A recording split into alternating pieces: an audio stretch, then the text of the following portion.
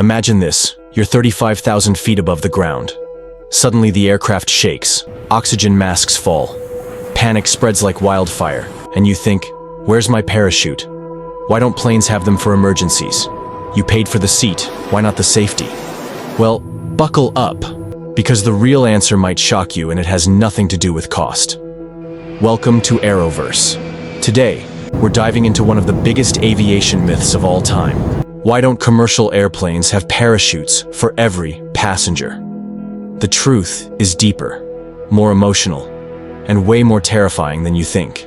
Hollywood gave us the illusion. When trouble hits, grab a chute, jump out, and live to tell the story. We've seen it 100 times. Action heroes, free-falling, pulling cords, floating to safety. But in real life, you're not Tom Cruise. You're in a 400-ton pressurized metal tube flying through the upper atmosphere. No secret hatch, no instructor, no camera crew yelling cut. Just you, your fear, and a reality that doesn't play by movie rules. Parachutes might sound heroic, but in commercial aviation, they could turn disaster into pure chaos. At 35,000 feet, everything changes. The air is razor thin. Your body isn't built for it. Temperatures plummet below -50 degrees Celsius. Oxygen levels drop so low that in just 15 seconds you're unconscious. Not scared, not struggling, just out cold. Now imagine jumping from that height. No heated suit, no oxygen tank. Even if you had a parachute, your chances of even pulling the cord? Almost zero. We weren't meant to fly without protection, and no parachute can save you from an environment that's actively trying to end you. Speed is your silent enemy. Airliners slice through the sky at over 550 miles per hour. At that speed, air pressure becomes a brutal force, strong enough to tear clothes off, slam bodies back, and shatter stability. Opening a door mid-flight?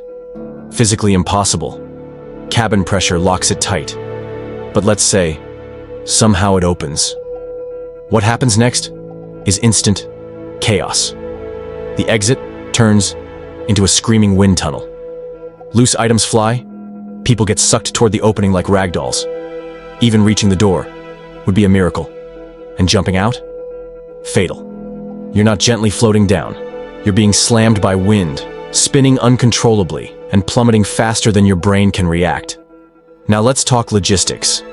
A parachute isn't just a backpack, it's a precision device.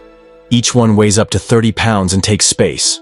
Now, multiply that by 200 passengers. That's thousands of pounds added to every flight, thousands of dollars in maintenance, and an enormous amount of cabin space lost. Even worse, parachutes expire. They need regular checks. You can't just throw one under every seat and call it a day. It's like expecting every passenger to carry a fire extinguisher and know how to use it blindfolded in a burning room. Sounds crazy? That's exactly what it is. Let's be honest, how many passengers are trained skydivers? Flying is already stressful for many people. Now imagine them trying to operate a parachute during a mid-air emergency. It's not just about strapping in. It's about knowing when to jump, how to stabilize mid-air, when to deploy, and doing all that while plummeting at terminal velocity. Now factor in kids, the elderly, people with disabilities, injuries, and panic attacks. Even one wrong move could turn the sky into a graveyard. And there's no do-over at 35,000 feet. Here's what does save lives. Highly trained pilots, redundant systems, flawless design. Commercial aircraft are engineered to handle almost anything, even a total engine failure. They can glide, they can land on water, they can absorb lightning, they can reroute mid-flight in seconds. Emergency protocols exist for a reason. Brace positions, cabin crew training, emergency landing procedures. These things save lives, not a last-second leap of blind panic. A parachute gives you false hope. Modern aviation gives you real protection. Yes, you've seen fighter pilots eject safely. Yes, some small aircraft carry personal parachutes. Even some planes have whole-plane chute systems, like the Cirrus SR-22. But those are exceptions, not the rule. Fighter jets have one or two people they're built for ejection. Light aircraft fly low, slow, and weigh under 5,000 pounds. Now compare that to a 300-ton Boeing 777 filled with 300 people. You can't bail out of something that size. It's not a parachute problem. It's a physics problem. That's why commercial planes aren't built to escape from. They're built to never need escaping from. Let's say they did install parachutes. What happens during an emergency? Passengers panic, fights break out, people rush the exits. Chaos turns deadly. Because a parachute creates an illusion that jumping out equals safety. But in reality, it often guarantees the opposite. Airlines don't avoid parachutes to save money. They avoid them to prevent mayhem. To keep passengers focused on the safest option, staying calm and trusting the professionals. That's why they train for every scenario imaginable. So you don't have to jump. You just have to believe in the system that's been saving lives for decades. So the next time someone asks, why don't planes have parachutes for passengers? You'll know it's not a flaw. It's not greed. It's science. It's safety. It's survival. Modern aviation doesn't hand you a parachute because it already gave you something far better.